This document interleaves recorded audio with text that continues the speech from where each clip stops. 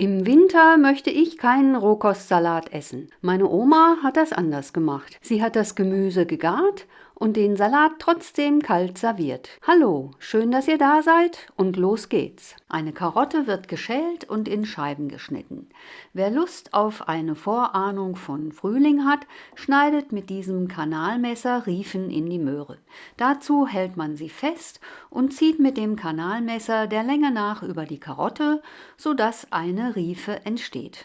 Das macht man rundum, dreht die Karotte und wiederholt das Ganze auf der anderen Seite. Dann schneidet man die Karotte in Scheiben von vielleicht 3 mm Stärke. Und voilà, es sind florale Karottenscheiben entstanden. Die Riefen sind reine Optik, geschmacklich macht es keinen Unterschied. Zum Garen werden sie in eine Pfanne gegeben und gesalzen.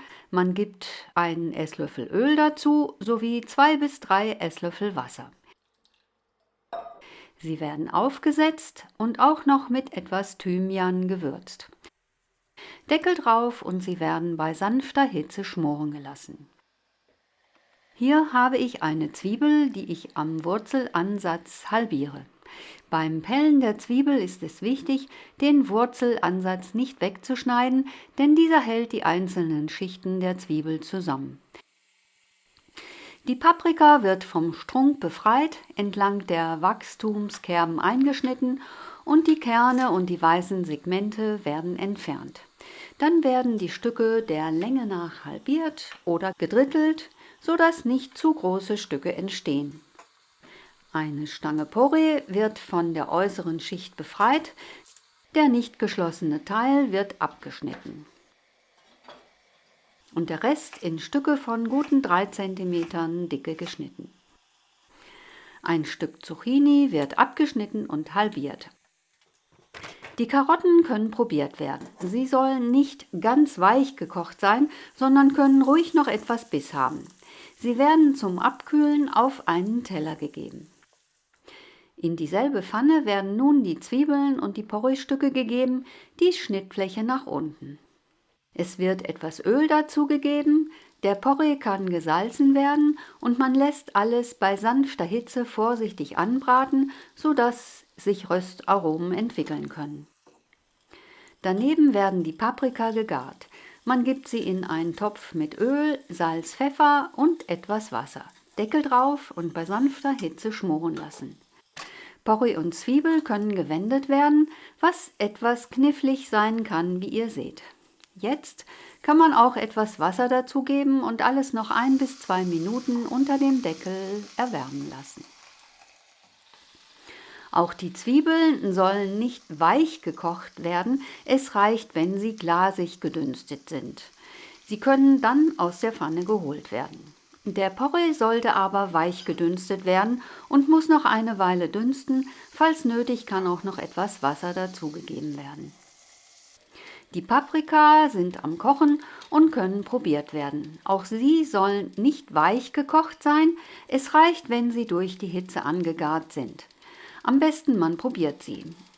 Es war noch etwas Flüssigkeit von der Paprika im Topf, weil sie schneller so weit war, als ich erwartet hatte. Das macht aber nichts, jetzt kommt die Zucchini an die Reihe. Falls sich Kerne im Zentrum der Zucchini befinden, schneidet man sie raus, denn sie zerfallen sehr leicht und werden glibberig. Der Porree war weich genug und kann aus der Pfanne geholt werden.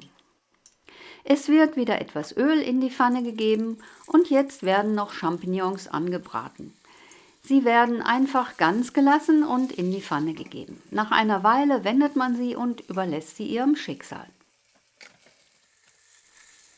Zucchini gart relativ schnell, auch hier gilt, nur anziehen lassen, sie soll auf keinen Fall matschig werden. Also wird sie gewendet und nach weiteren vielleicht 2 Minuten kann man sie auf einen Teller geben. Beim Abkühlen gart das Gemüse auch immer noch ein bisschen nach. Die Pilze ziehen schon ein bisschen Wasser, sie werden durchgeschüttelt, sodass das Wasser verdampfen kann und auf einen Teller gegeben. Wir sind aber noch nicht fertig. Hier habe ich ein Mairübchen, das ich halbiere, weil es sonst zu viel wäre. Es wird geschält, halbiert und geviertelt. Und ja, ihr habt richtig vermutet, auch das Mairübchen wird kurz gegart. Es wird einfach in die Pfanne gegeben und bei sanfter Hitze im restlichen Öl gegart. Nach 1 oder 2 Minuten werden sie gewendet und dann können auch diese Stücke auskühlen. Hier habe ich eine Knoblauchzehe, die ich mit Entschlossenheit und mit Hilfe meiner Klinge wie gezeigt zertrümmere und anschließend etwas klein hacke, ohne es zu übertreiben. Der Knoblauch wird zusammen mit Olivenöl in einen kleinen Topf gegeben und sehr vorsichtig erhitzt. Der ganze Vorgang dauert nur 1 Minute und man darf nicht weggehen. Sobald das Öl anfängt sich zu erwärmen und leichte Bläschen zu werfen, wird der Knoblauch glasig und dann ist auch schon gut und der Topf muss vom Feuer genommen werden. Es kommt noch etwas klein gehackte Petersilie dazu, die passt gut zu Knoblauch und stoppt außerdem den Kochvorgang.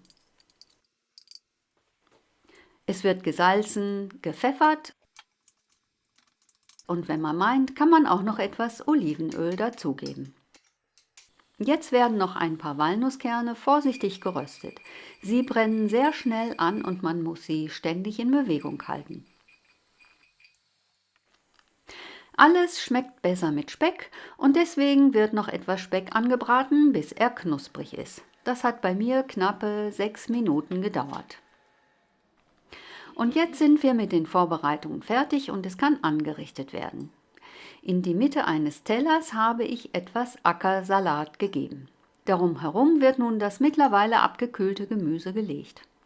Die Zwiebeln und der Porree, die Zucchini und die Paprika, die Mairübchen, die Karotten, die Pilze und noch 2 Stücke rote Beete, die ich noch hatte.